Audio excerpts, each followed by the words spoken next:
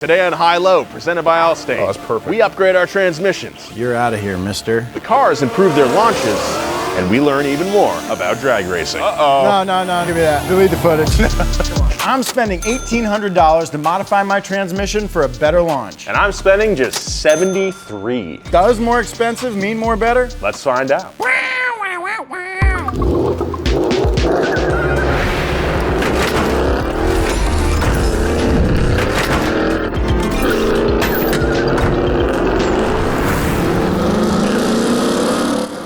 We bought two nearly identical Ford Mustang GTs, and we've been modifying them for the drag strip. I'm allowed to spend as much money on my build as I want. While I have to keep my entire modification budget under $10,000. We've already upgraded our tires, our suspension, our intakes, our exhausts, and we've tried to get both cars as light as possible. But we still suffer from inconsistent launches. Well, it just happened. What happened? Sounded like he misshifted in a manual. Is some of that driver error? Yes, undoubtedly. But there are some mods that you can make that will help. So for this video, we're focusing on upgrades that will help us get off the line as fast as possible every single time. So what do cheap versus expensive launch mods look like? Well, with my unlimited budget, this is what I bought. I got a $1,400 Circle D high stall torque converter and this $356 next-gen bump box and trans brake. While Low Team is keeping our stock torque converter and just installing this $65 trans brake kit. It's really just two relays that we'll have to wire ourselves. Speaking of wiring, we had to buy this wiring separate, coming to a grand total of $73. I don't think anything could go wrong with that. Now, if you have no idea what a high stall torque converter, a trans brake, or a bump box is, don't worry because we'll explain what all these modifications do throughout the episode, how they help you launch better at the drag strip, and then of course we'll take them to the drag strip and put them head to head to find out what's really worth spending your hard-earned money on. Woo, boy! That was a great launch, baby! Yeah.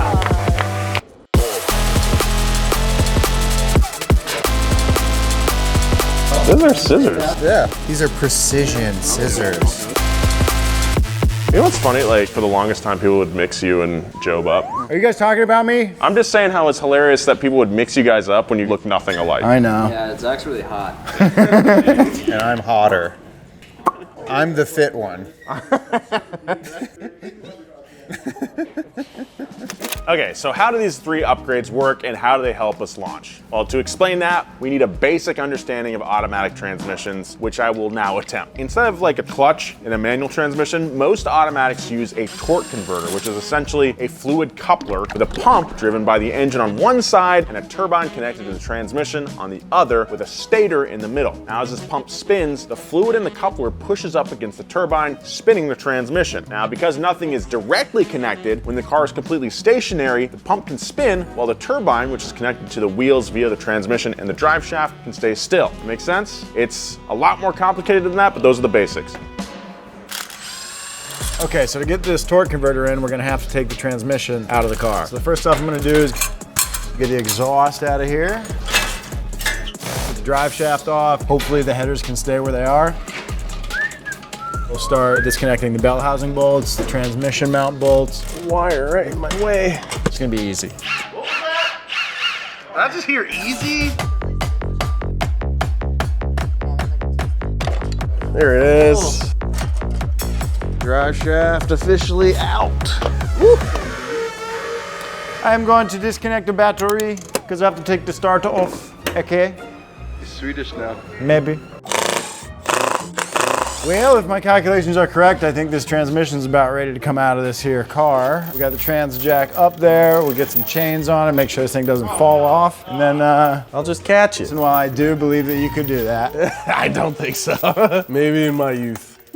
Some people just know they could save hundreds on car insurance by checking Allstate first. Like you know to check your friend can drive stick first before letting them near your project car. It's perfect. What do you think? Dude, please let me drive it. I don't know, man. Dude, please, man. Do you know how to drive stick? Yes. Okay, yeah, sounds good, right? Good. Yeah. All right, so just take it easy, clutch in, first gear. Dude! And here we go. Stop. Okay, hold on, stop. 1 second. No, and dude, we'll just okay, get out the stop. clutch is really sticky, bro. No, so it's not fine. You just need to stop. I got it. Chill out. You chill out. No, you chill out. It's making noise, dude. Yeah. Checking first is smart. I don't think you know how to drive stick at all. So check Allstate first for a quote that could save you hundreds. This is just a bad car. You're in good hands with Allstate. Click the link below to learn more. Well, Oh, ready? yeah, okay. That's a tight fit. Well, transmission's out, and now we can see our torque converter. You're out of here, mister. Okay, so here's our torque converter. This puppy's from Circle D, and this is a 3,200 RPM stall converter. It won't make a huge difference right now, but once the supercharger gets on, those guys are doomed. So here's my best attempt at explaining how a high stall torque converter works, okay? Every torque converter and engine combination has a certain stall speed. This is basically the max RPMs at which the engine can spin while the turbine side of the torque converter is locked up. Now, this is determined by a number of factors like the design of the torque converter and also how much torque your engine can produce. It's kind of similar to when you're driving up a steep hill where despite more throttle input, the car can't accelerate anymore because it's already operating at its power limit. So, stock, our Mustangs right here have a stall speed of around 2,200 RPM. We've been launching around 1,800 to 2,000 RPM just depending on brake pressure. High Team's new torque converter should be able to launch closer to 3,200 RPM, so they should be making more torque and power at the moment of launch. Compare that to low car and yeah, they're gonna have an advantage. It's gonna help, I promise. As we stick this thing in, there should be 3 distinct kind of clicks. Trade. 1, 2. So I think we can go ahead and stick this transmission back in the car. Yeah. All right, so the transmission is officially back inside the car with our brand new torque converter. So I have to tuck a few wires, plug everything back in, get the drive shaft back in, exhaust back on, and then we're done with this part because we still got a couple more upgrades to do. She's confused. She doesn't know. What don't I know? We got a couple more things to do. Joby, what are we doing? Oh, just a little trans brake / bump box. It'll be super easy. You'll knock it right out. I'll knock it right out. Yeah. If you're just now joining us, Jerry has added his contribution to Team Low today. This is what I'm doing. Low jeans. Low jeans summer. Okay. Up until this point, we've been doing something called power braking, where we've been revving our engine with our right foot and keeping the car still by holding the brake with our left foot. The problem is that our engine easily overpowers our brakes around 1,800 RPM. And since we want to rev higher than that, trans brakes should let us get into more power. So this component lets us put the transmission into 2 gears at the same time, most commonly first and reverse. Having both gears engaged locks up the transmission, preventing it from spinning. So when the transmission is locked, we can rev our engine to the optimal RPM while the car stays still at the start line. Then we can release reverse gear so that the transmission is now only in first, delivering a bunch of power all at once. There we go. I do believe it's this one right here. So now we just basically need to make sure we have enough tail on there to solder it. In case it's the wrong ones. Dude, here's my worst, not my worst fear. My worst fear is being eaten alive by a chimpanzee. But my second worst fear is we do all this work, put the relays in, and we're pressing that trans brake, and just something just f***ing explodes. I'll do a little double check. So in the worst case scenario, you can blame me. That's what having the partner's all about. Yeah. Okay, so when I was a kid, you know, you're a boy and you're, on the internet. Been there? Looking at stuff. Yeah. Maybe you shouldn't be looking at. So in our friend group, we had a pack. And if something was found on my computer, Yeah. did it. Yeah. And then if some of them found on computer, Jeremiah did. Nice. So, we all push the blame around. So kids do that. The car's PCM is right here. Instead of having a fully plug-and-play system like HiCar will have, we have a bunch of relays and some wires that we need to install ourselves. We may have saved a ton of money, but it's gonna be a lot of work. Now, how do I get out? Did it. The wire is run. So now what we need to figure out is where to put the button for the trans brake. Adam ordered a bunch of buttons online, and I don't think he meant to get one this size. I don't even know what you would, this is a tiny button. On HiCar, they have a pretty big button and a wheel mount, so you don't have to ever take your hand off the wheel to use your trans brake or your bump box. Ours, we don't have any mounts, so maybe we can make something, maybe down here. I'm gonna go look for some strap steel somewhere, and I'll make a little bracket. We'll ground it and test it. Say ah. It's definitely a reach. I want to be able to like firmly grasp it.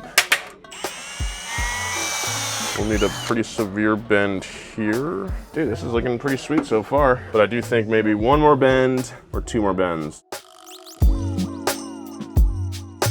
Might be too far away. Oh, look at you. Did you make that little bracket? Yeah, dude. That's not bad. I think it needs to be a little bit closer so you're not fully arm stretched out. What if we put it on right there? Oh, that'd be great, dude. Oh, yeah. Oh, that's perfect. Okay, we'll get the button installed, run the ground wire, and then we should be good to go.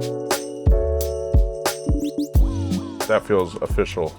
It's so floppy, but like, at the same time, I've never actually driven a car with the trans brake before, but I'm excited to try it out. All right, this is our trans brake, and this is High Team's. Obviously, theirs is much nicer. This one also, actually, they have what's called a bump box. A bump box quickly disengages and engages the trans brake, so at the press of a button, High Team can just inch the car forward. The car barely rolls forward by a set amount that the driver can set. So instead of nudging the car by feathering the throttle and brake like Low Team has to do, once High Team sees those pre-stage lights come on, they can use the trans brake and then use the bump box to bump the car little by little so they barely touch that staging beam. Now, as we explained in our first video with the Mustangs, the more shallow you can stage, the faster your ET should be because you get a more running start at that starting beam. So good for them. You ready to send this through wherever you're gonna send it through? All right, we're gonna throw our trans brake button on. We've got a nice little mount that bolts right in between the shift paddle and the steering wheel. So I already took the airbag out. Now I gotta take out the left side control panel so I can get to the hardware for the shift paddle and then take that apart. Bracket goes in, lickety split. Okay, now we've got a spot to put a button where each of our thumbs will just naturally be able to hit it. The shift paddles still work. The brackets just blend into the steering wheel. Pretty nice. So now we just gotta wire up some buttons. Steph's working on that from what I hear. Finally, all the wiring for your trans brake and the trans brake itself is done. Thank God. That took a minute. She's in. Still looks a little messy. I got some cleaning up to do, but once I clean up, we'll go ahead and test these buttons and then we'll hit the track. You gotta do that again? Oh my God. You got my ass, Jesus Christ.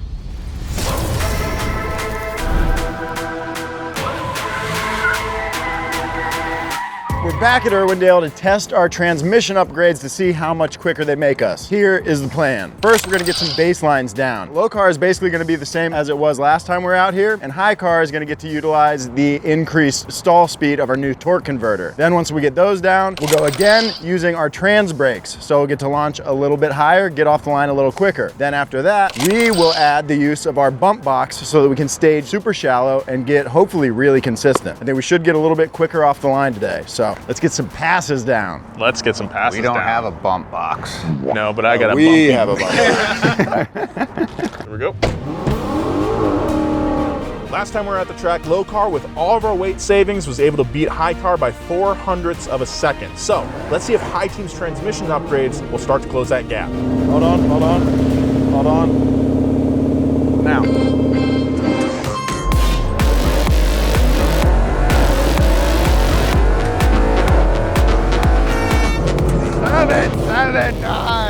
Dude, we're getting into the 90 miles an hour. Pretty good. We'll hit 100 in no time. We'll hit 100 in no time. All right. Right off the bat, high car was faster than low car. You could visibly see in the way the car was launching just how much extra torque they were able to deliver to the wheels off the line.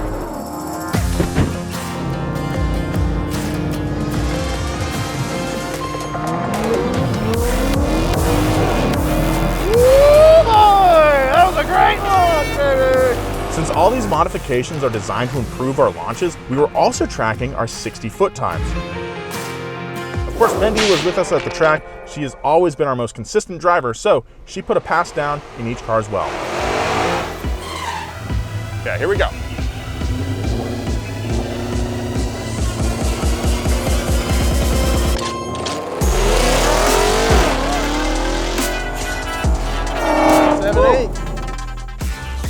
Okay, we got Mendy in high car about to make the fastest pass yet, if I was a betting man.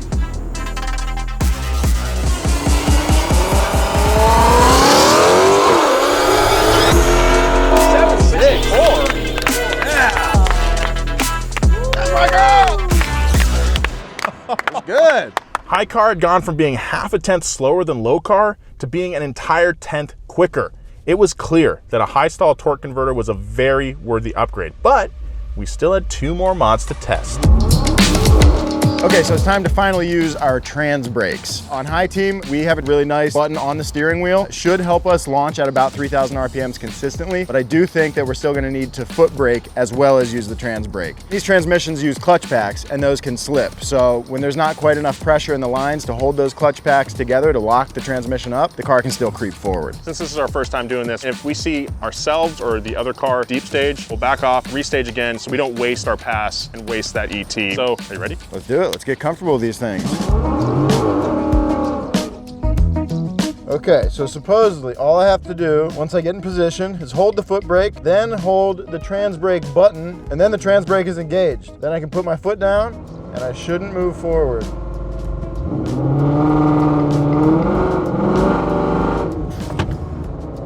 Okay, so we do start pushing through pretty early. It looked like about 2,500 RPMs and I was pushing through. So we need both the trans brake and the foot brake, but with those two things combined, I'll be able to launch at 3,200 RPMs consistently without any creep forward. All right, Jobe's pre-stage, Nolan. There he is.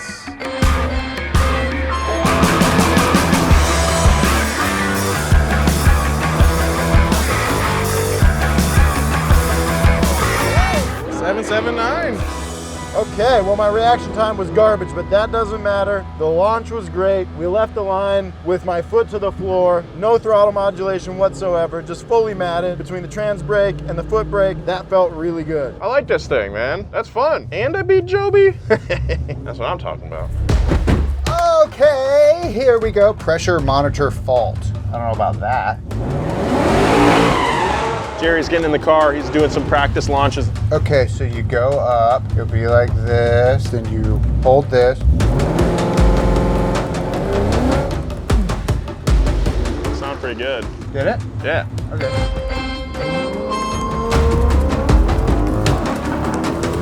Yeah, boy! That felt pretty good. Oh, I f***ed up. I beat Jer again. When we used our trans brakes correctly, they felt good, but having to foot brake and use the trans brake at the same time definitely steepened the learning curve. It definitely makes that launch a little harder. I have to time my button and my foot at the same time. All right, here we go. Mendy.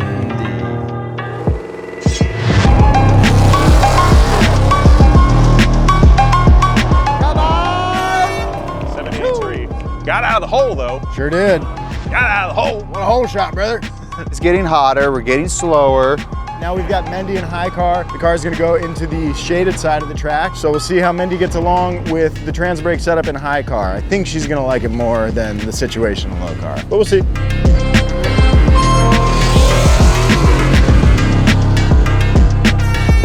Even though I like the feeling of the trans brake, even with Mendy behind the wheel, our times were slower in both cars. We're measuring the temperature at the track and conditions were getting hotter, therefore slowing the cars down. But the gap between the two cars remained about the same.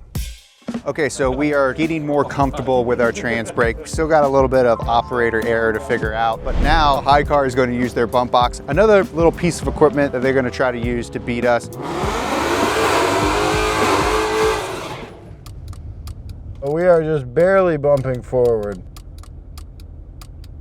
You gotta really pre-stage shallow. All right, they're just practicing. Yeah.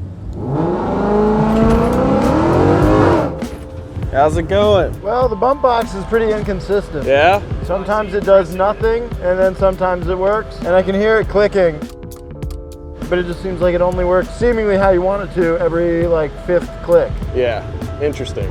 While Jobe was working on his bump box, over on low team, we were still trying to hone in on some issues we had with our trans brake.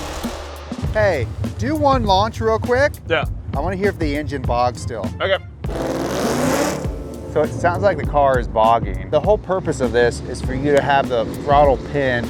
You let off the brake, you let off the button on the trans brake. And it sounds something like that, where it doesn't drop in RPM. But when you hear low car, you hear it kind of like cuts throttle or cuts timing. Something is getting cut. I was at about 2,200. Yeah, but it didn't bog as bad. Right. At least not auditorily. I don't know what it felt like in the car. I heard it go down. Yeah. Yeah. Yeah, the trans brake is confusing the computer. We are also trying to make a $70 piece compete with a $600 piece. Yeah, I get it. Sometimes the parts you install are worse, but we're gonna figure that out. We got a couple more passes to try, so. Nolan and Zach Jobe said they are both ready to race. They are done with practicing. Zach's gonna use his bump box as well as his trans brake, and Nolan is gonna use his trans brake because that's all he's got. Nolan stage, Zach stage.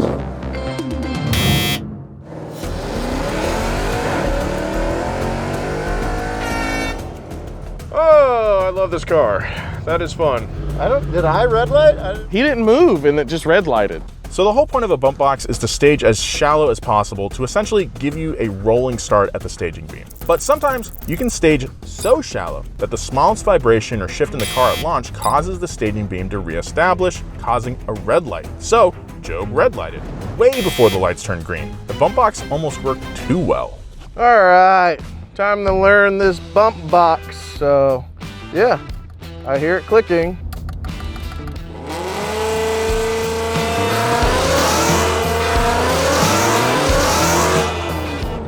Woo!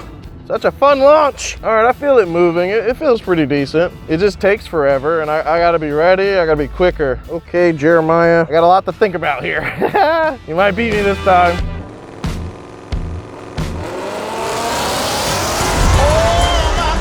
Did Jared just get a perfect reaction time? He might have. I saw 3 zeros. Oh no, as if he needed that. Yeah, I know, dude. We gotta delete that. Uh-oh, uh-oh. No. Perfect reaction time. No. Give me that. Delete the footage.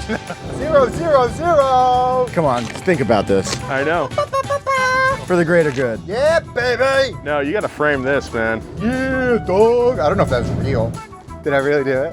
Did I do a 0, 0, 0? Trip zip. Yeah, trip, zip, trip, Dude, zip, trip, I've never zip. seen that. Yeah. Is that good? Is that good? All right.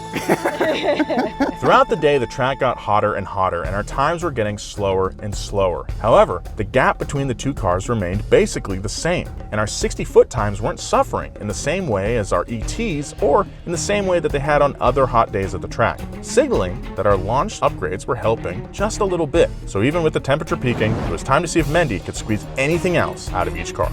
It's our final session here. Mendy is in the red rocket. She's gonna be testing out the bump box, see how that thing works. 7.824. So we're a little over a 10th slower on the day. So Minnie's really got to pull it out of the bag. She's got to beat a 7.649. I gave her 20 bucks. To do it?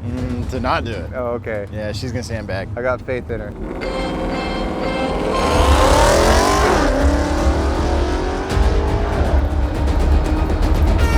$7.98 with a 6. 7986, 3/10 off of what we really wanted. Well, it's hot in the day, okay? Conditions have changed. The conditions have changed. I understand. Dang it sucks. We did not best Back it and today. forth, baby. Back Yeah, I and was about to say forth. it's a real relay race. Real slobber knocker we got on our hands here.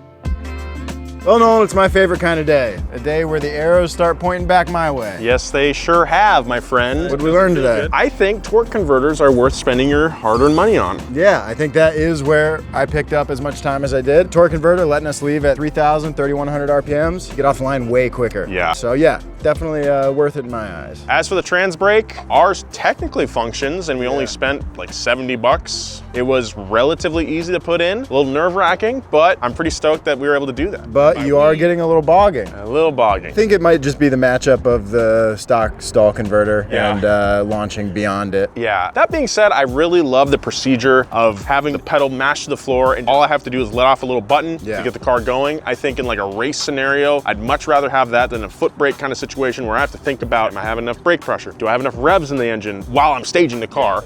It was a pain in the ass. I'm happy to be over that. I want to keep using the trans brake, but figure out that issue by the end of the season and hopefully have a car that launches like yours. Because dude, you have over a 10th on us at the big end, but also a 10th on us at the 60 foot. But in our best passes, we had 2 miles an hour on you. So we're still accelerating. So if I can figure out that 60 foot, that's a killer car right there. Jobe, how'd you like that bump box? Well, to be honest, it felt very inconsistent. I'm sure there's some user error involved, but I thought it would be way more consistent. So if you're watching this right now and screaming at your phone because we're idiots and you know how a bump box works better than we do, then leave a comment down below. Please do. Give us some advice down there, and we'll probably be utilizing it in the finale. Yeah, we're here learning too. That's right. So, does more expensive mean more better, Jobe? In this case, I think so. I'll have to agree with you. I'm gonna carve some space in our budget for maybe a little bit of high car emulation. I'm gonna take a page from your book. Especially given what you're doing on the next one. If this looks fun to you, go find a drag strip in your area, give them some support, or come give us some support in Tucson, Arizona. That's where we'll be shooting the finale. You'll get to see these cars in real life and see whose car is better. That's right. It's gonna be a lot of fun. Would love to see your pretty faces out there. That's right. Joe, what do we do next time? The big stuff. Power, baby. Next time on HiLow, presented by Allstate, we supercharge high car Just drop her down right on the holes. and add some nitrous to low car. You know what? That looks pretty good. Steph finds the cursed amulet. Have you noticed Steph acting a little weird after putting on that ancient, possibly cursed Sumerian amulet? Where is Steph? She's in here with us. What are the charges? And Jimmy has a run-in with the law. I'm just trying to enjoy a succulent Chinese meal. You call this a headlock?